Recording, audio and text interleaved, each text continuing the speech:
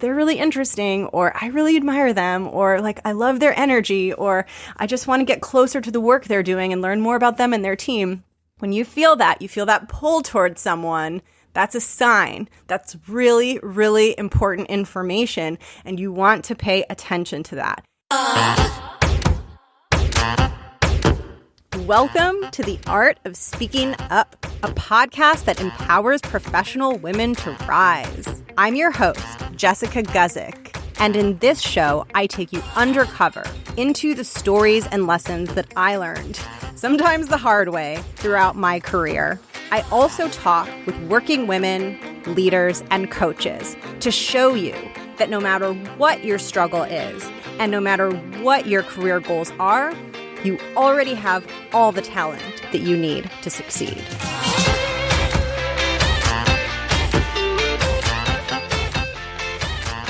Welcome to the show. I am back with another installment of the How to Effectively Lead Meetings mini-series. If you've been listening, you know that this installment was inspired by a listener question around how to effectively lead meetings and get the result that you want when you're in charge of a big meeting with a group of people. Some of them are very opinionated, and it is your responsibility by the end of the meeting to get to a result. And if you've been in those situations, and if, like this listener, you've been trying to do that, you know that it can be challenging, and these meetings can go rogue, they can go off the rails, it can be very difficult, but luckily there are things you can do to try to help keep the train on the tracks as much as possible, and that's what this series is all about. And you can never keep the train on the tracks perfectly. It's really, really hard to have ideal processes and ideal outcomes, and sometimes when we expect those, it just makes us more frustrated because it's not possible to have that. But the good news is there are still things that we can do to make it easier. There are things that we can do to increase the chances that we get the outcome that we want. And maybe it won't be perfect, but it will be possibly better and easier than it would have been if we didn't do some of these things.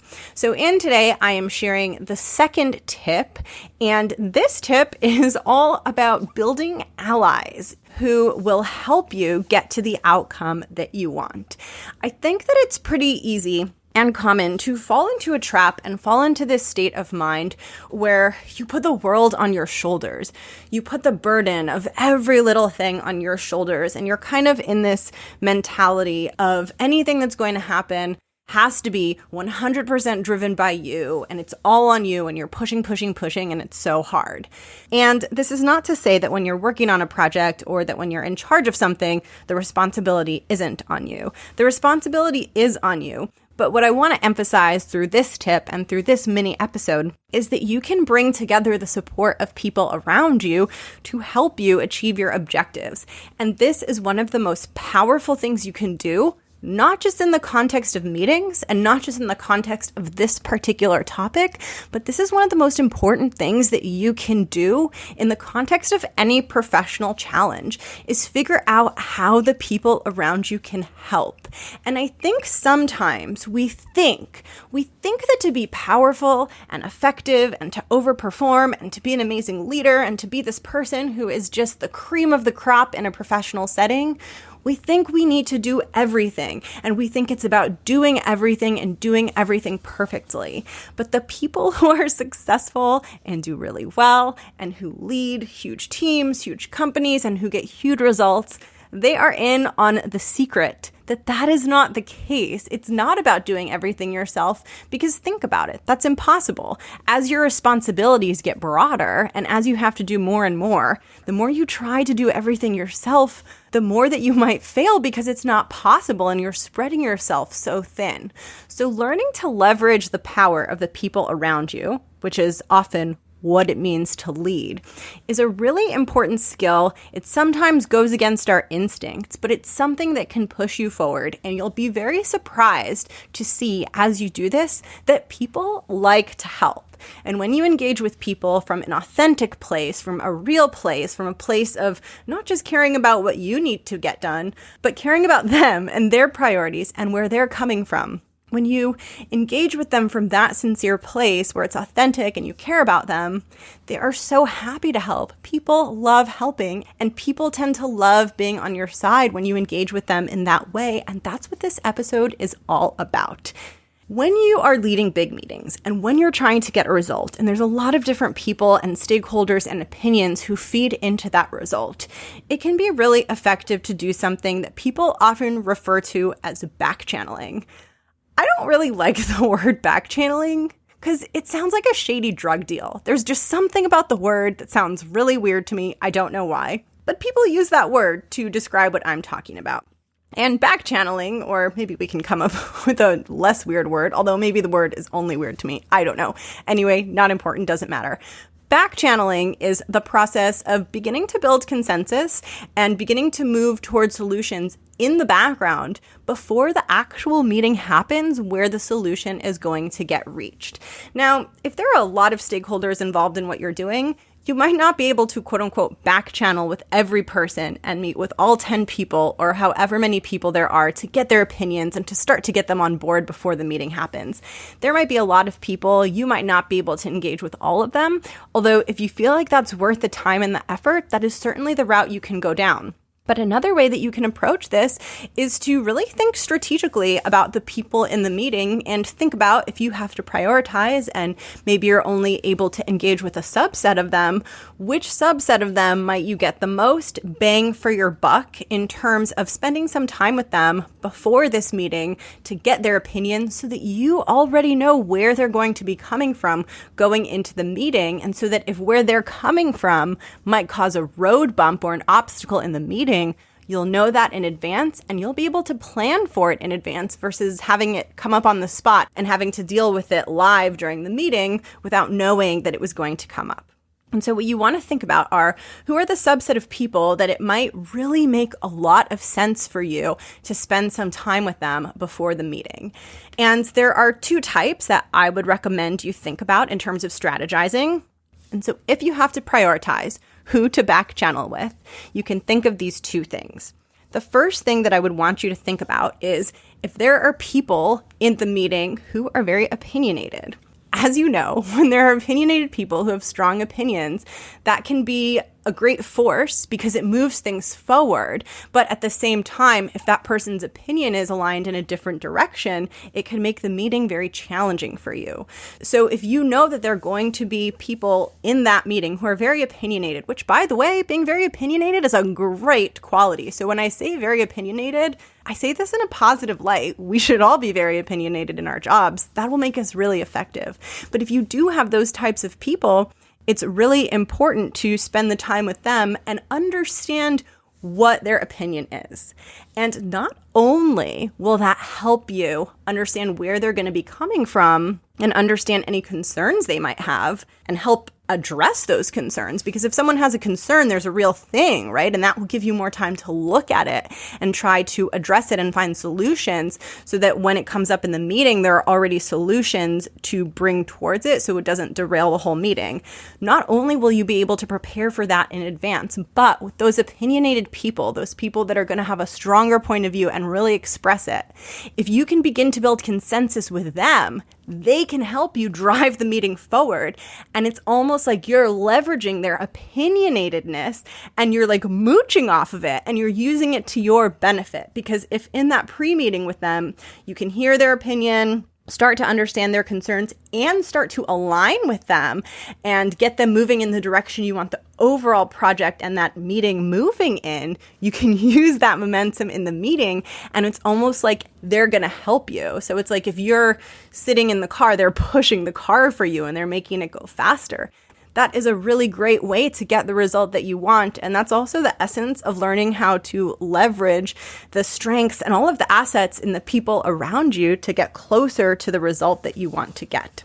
So that is the first type of person that I definitely recommend you spending time with. And also often when someone has a really strong opinion on something, it might be because they're close to a part of the project or they're close to a part of the company or the business or the operation that you don't necessarily see.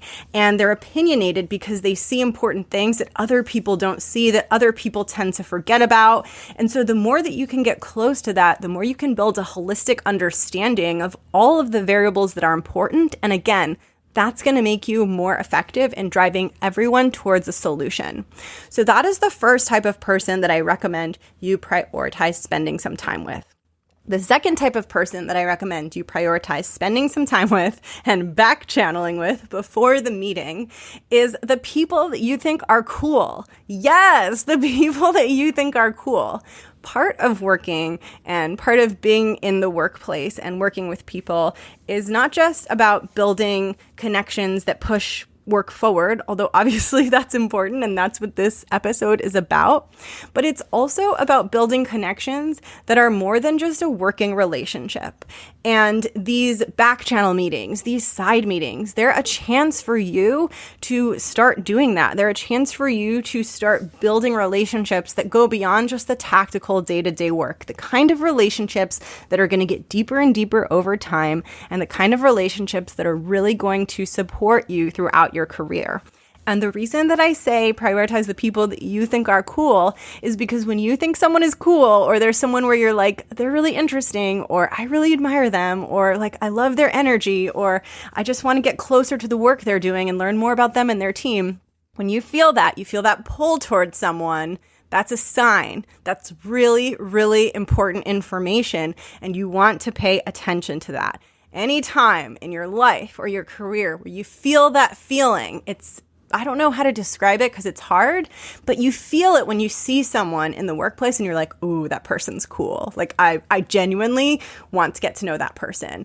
You will know when you feel it because you'll feel it. So I hope that this makes sense, but I want you to pay attention for that. And I want you to also spend some time back channeling with those people, the people that you're like, that person's kind of cool and I want to get to know them. The reason why is because it's going to have a double benefit for you. You're going to get the benefit of building consensus with them before the meeting, and you're going to get the benefit of getting to know someone who you might be able to build a professional relationship over time. And this meeting and this project and this back channeling is giving you the window of opportunity to get to know that person. So I'll talk about this more as the show goes on. But I would say one of the single most important things for success in the corporate world are your relationships. And so you always want to be thinking about building them. And I think oftentimes people think that like networking is this fake, annoying, exhausting thing, which I used to think also. But sometimes networking is about following where you're pulled to. And when you feel pulled to a person, there's a reason. And so you're using the back channel to actually get to know people that you really want to get to know.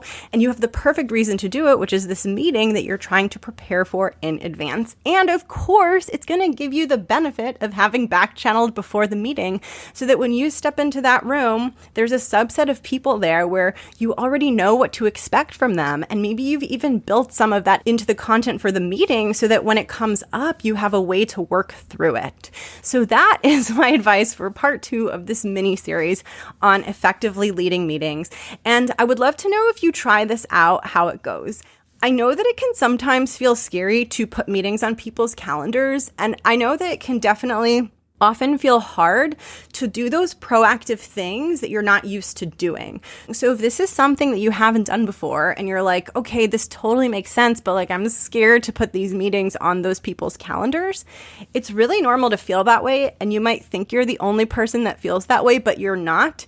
But I just want to share something that I'm going to share over and over and over, which is just that when you feel afraid to do something, don't interpret that as a sign that you shouldn't do it, right? It's totally okay to feel afraid. And in those moments, you should be really gentle with yourself and compassionate with yourself. And then you should try to encourage yourself and see if you can still do it if it's something that you genuinely want to do. So don't confuse fear or hesitation with meaning that you shouldn't do something. Oftentimes, it just means that you're doing something new. It's a new behavior. It's a new way of stepping out and being seen, but that doesn't mean you shouldn't do it. And I'll definitely be going into that idea way more in depth in future episodes because it's literally one of the most important things ever. So with that, I'm going to close out this episode. I hope it helped you. I hope you're doing well. And if you want to share feedback, you can find me on Instagram. My handle is The Art of Speaking Up. If you feel called to leave a rating or review for the show, I will explode with joy. I appreciate them so much. And you can always reach out to me, and I've created a Google form in the show notes where you can anonymously submit questions or feedback for the show. So that's there for you to use. You can just click on it. Super easy. 30 seconds, you can be done. And okay, with that, I'm going to sign off, and I'll catch you tomorrow for part 3 of this 3-part How to Effectively Lead Meeting series. Bye!